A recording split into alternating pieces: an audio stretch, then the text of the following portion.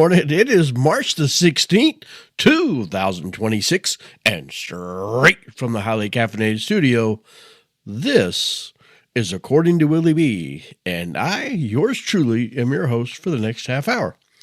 So tonight, however you want to word it, I want to talk to you because, this is a food and travel podcast. And we talked about in the recent weeks about the importance of food and travel. I want to give you a glimpse of people behind the plate. We're going to talk about that more.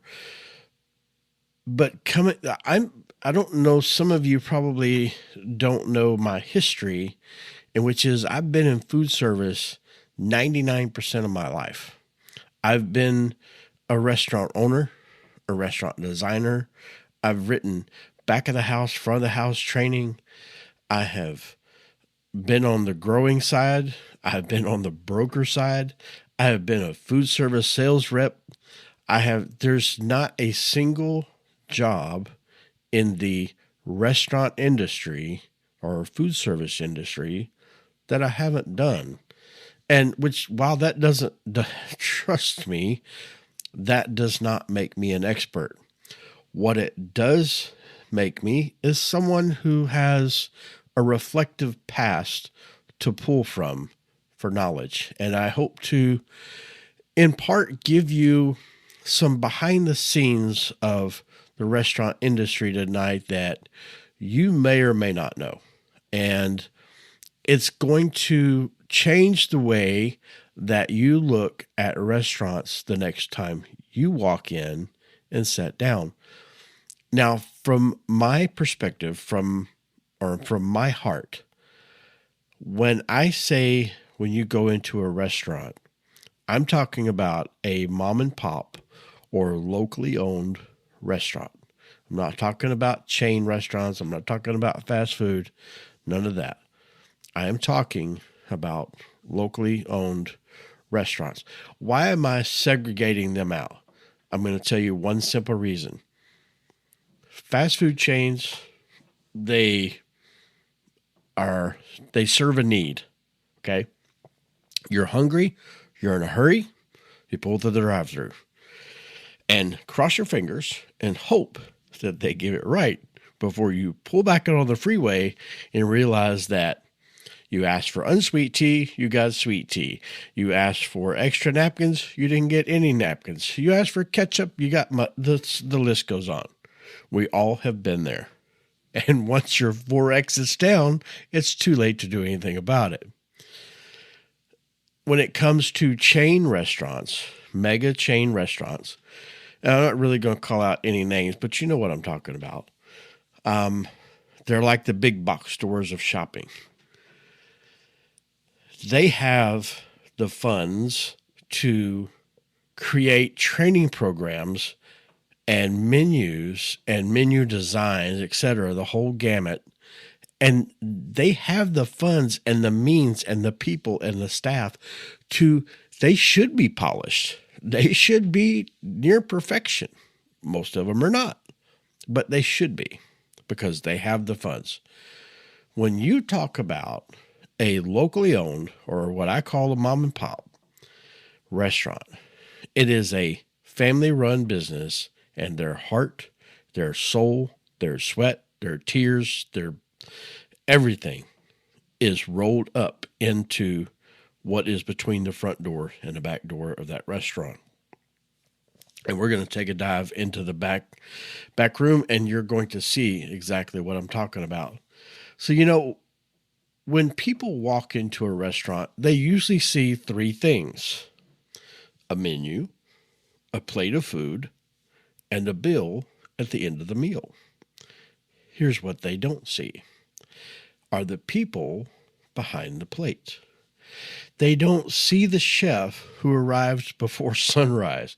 They don't see the owner who's not taken a real vacation in 10 years. And I can tell you that is absolutely true, because I remember when I was a food service sales rep, and we were always had the opportunity to win trips, and my customers would always help me win those trips because it was like they were living vicariously through me to see me go on a trip because they haven't had the opportunity because they're stuck between those two doors.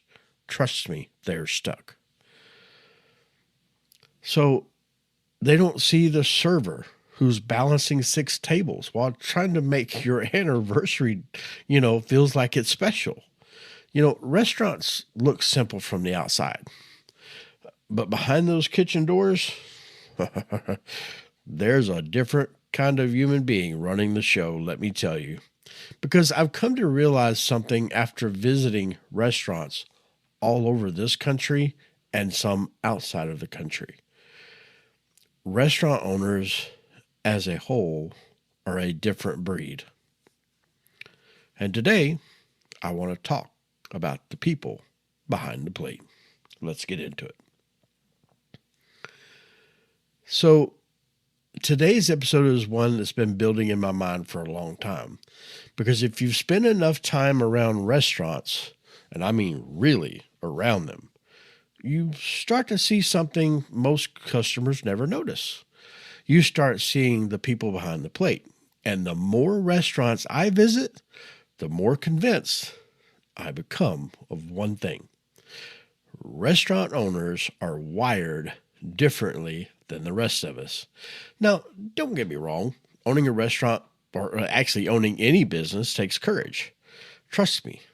If you own a business that sells chairs, you've got risk. Inventory, supply chains, marketing, competition.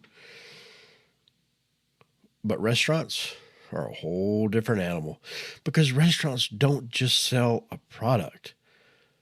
They sell a moment. They sell an experience. And sometimes they sell a memory. What have we been talking about lately? They sell a memory that stays with someone for years. All of my travel memories, I promise you, have some sort of food memory tied to it. And not because I'm a foodie, just because that was where a specific kind of memory took place. And I remember that little, okay, and just to give you an example, in France, sidewalk cafes, a whole different experience in France versus in the U.S. So unless you've ever sat at one of the little sidewalk cafes in France, you just have to take my word for it or watch a YouTube video because it is, the atmosphere is on a vibe all of its own. That's but the best way I can kind of give you that for right now. We'll talk more about it again in another episode. But for me, the appreciation for that started when I was 16 years old. Yes, that was a few days ago, especially since I just had a birthday today and turned 61. So I was 16, now I'm 61. How funny is that? But back in my hometown, Bay Cliff, Texas, my dad was a businessman. He owned multiple businesses in town. And one summer, he decided, that's right, he decided that a typical summer job wasn't going to teach me enough about life or business. So he had an idea for me. You see where this is going. We owned a corner lot in one of the busiest parts of town. It had been in the family for years. And he said, let's put a snow cone stand there. I'm thinking, okay, I like snow cones.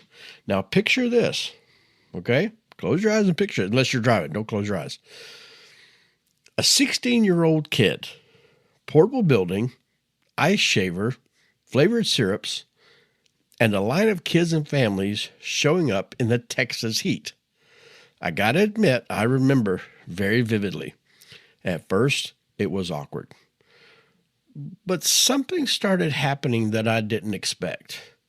I began watching the people walking up to that window. Kids smiling, parents laughing, families stopped during a summer drive, and I started to realize something. People weren't buying snow cones. They were buying a moment of happiness. And somewhere between scooping ice and pouring cherry syrup, I got hooked. Looking back on it, at 16, I probably thought I was the equivalent of a Michelin chef. But that little experience showed me something powerful. Food, even something simple, has the ability to bring people together. That is what makes a difference in the food service realm. Okay, now let's fast forward a few years later. After visiting restaurants across the country for Culinary Highway, one thing has become crystal clear. Opening a restaurant might be one of the bravest decisions a person can make because the numbers alone are intimidating. Margins are thin, costs are unpredictable, staffing is a constant challenge, and the restaurant industry has one of the highest failure rates of any business sector. Did you catch that part? I'm going to read that again. And the restaurant industry has one of the highest failure rates of any business sector. But here's the amazing part. People keep doing it. They keep opening restaurants. They keep taking the risk. Why? Because hospitality people aren't driven by spreadsheets. They're driven by passion. I always have said that it costs $0, to have creativity in a restaurant, in your menu, in your plate presentation, in your food choice, whatever the case may be. In the restaurant industry, it costs $0 to display creativity. I've had many chefs and different restaurant owners argue that with me over the years. No, Will, you're wrong. It costs a lot of money to be creative because you have to buy these fancy ingredients and you have to buy this ingredient. No, because it's not about the ingredient. Circle back to what I said. Passion. You have to have passion. If you put the passion on the plate and then the creativity in behind it, I'm not talking about different ingredients. I can take a can of SpaghettiOs and still put passion and creativity in it and make it an entirely different meal than just opening the can and digging in with a spoon. Trust me, I know. I've done it. I have proved it. Like I said, I don't know everything, but I have learned a lot, and that's one of the things that I learned. Here's another one for you. If you talk to restaurant owners, and I know that I have a lot of restaurant owners that listen to my podcast, I'm going to say another statement that nobody that I've ever met agrees with me, but I'm going to tell you a little story behind it. If you ask someone, what makes a restaurant successful? Well, let me tell you, it's location, location, location. No, that is not even remotely close. Here's my story to prove my point. My grandfather, my dad's dad, had multiple businesses throughout his life. When I was 12 years old, he hammered home to me this one phrase. He always called me Sonny Boy. And he said, Sonny Boy, I'm going to tell you something. If I were to build a business in the middle of the forest, people would cut down the trees and make a path to get to my business, to do business with me. Why would he say that? I'll tell you why. Because he always made sure that the customer was the most important part of the transaction. He made sure that they got their money's worth. He made sure to show appreciation. He made sure to stand behind whatever it was he was doing or selling or what service, whatever. I watched him do that over and over again. As I grew older, I watched my dad repeat the same process. Same process, real simple rules. Didn't matter about the location. They had every amount of business that they could ever want. I'll give you an example. The restaurant that we built in East Texas, I want you to look it up. It was on Carice Creek on Highway 21 going into Louisiana. Closest town was Manny, Louisiana. Yeah, look that up. See how big a town that is. The next closest town would be Hemphill. The only town of any size was at least an hour to an hour and a half away.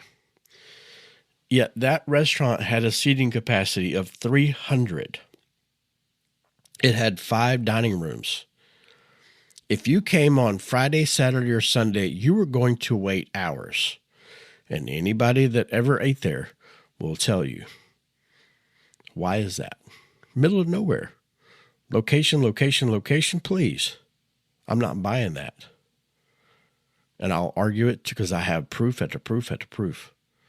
But I'm just trying to tell you, when you see restaurants succeed and you see restaurants fail, what's the difference? I can tell you.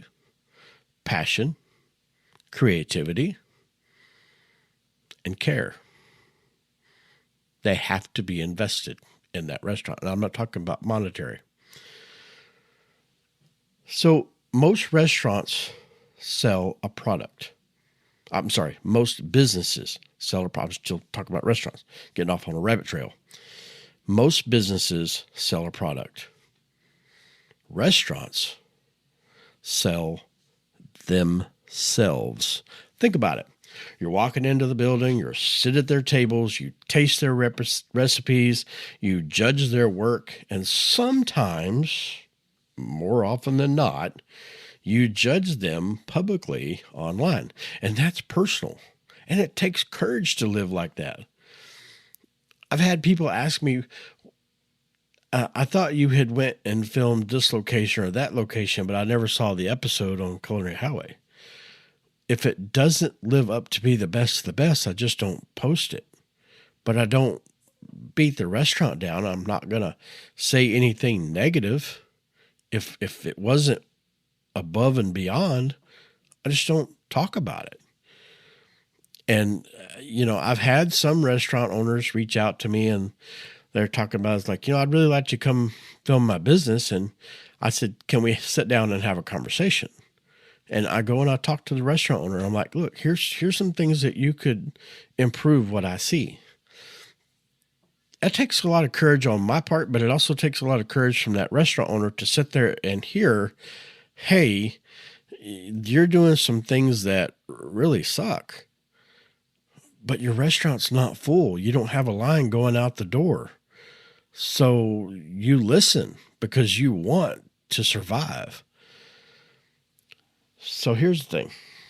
Let's talk about the kitchen warriors. And here's the kitchen. If you've ever worked in a restaurant kitchen, let me paint that picture for you. Heat, noise, orders flying in, little ticket thing. It seems like it'll never stop on a Friday or Saturday night. Tickets stacking up like it's coupons on a Sunday afternoon.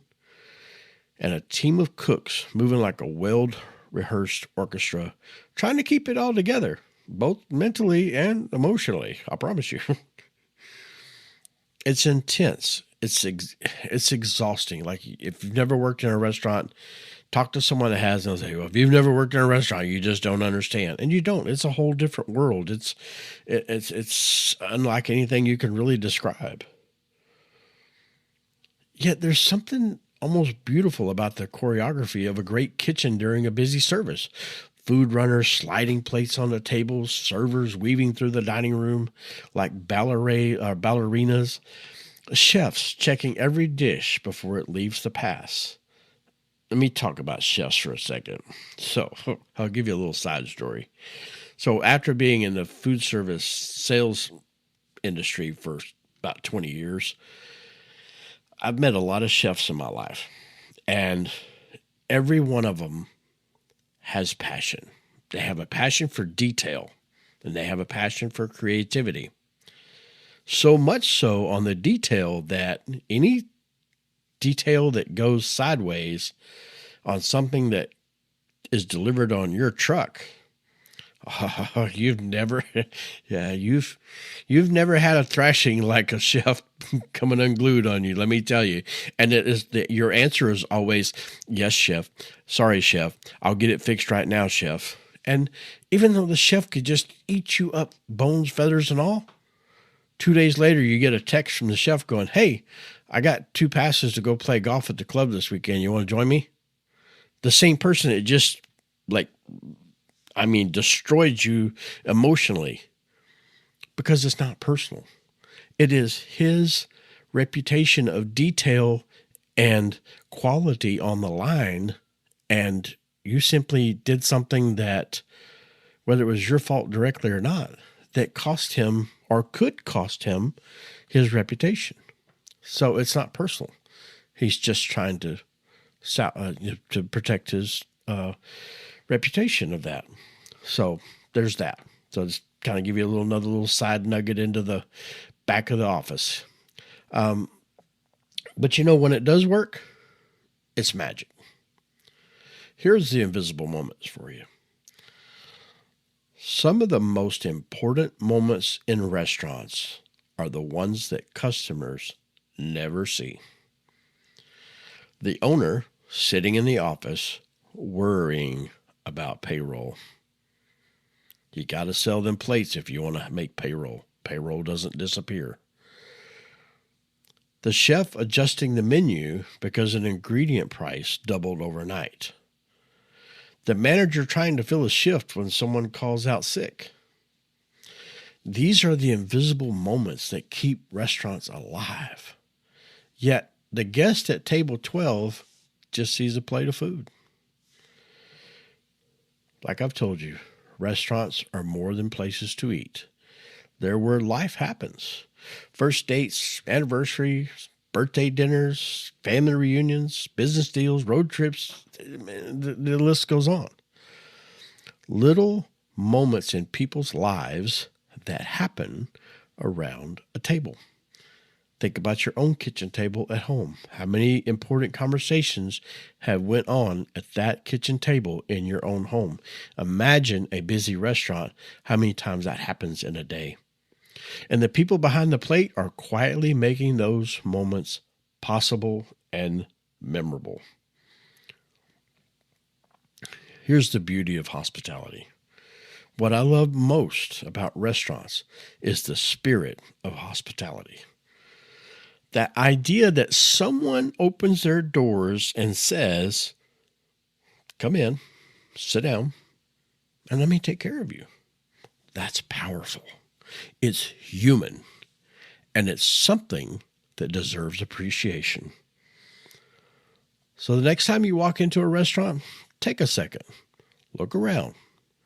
Think about the owner who took the risk, the chef who built the menu, the cooks who showed up literally hours before you arrived, the servers who want your night to feel special.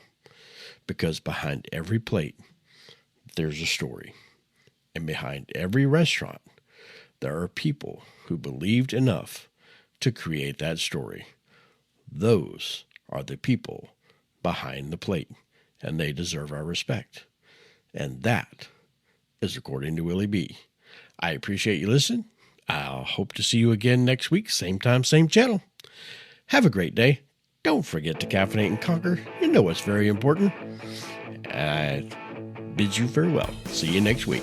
Bye-bye.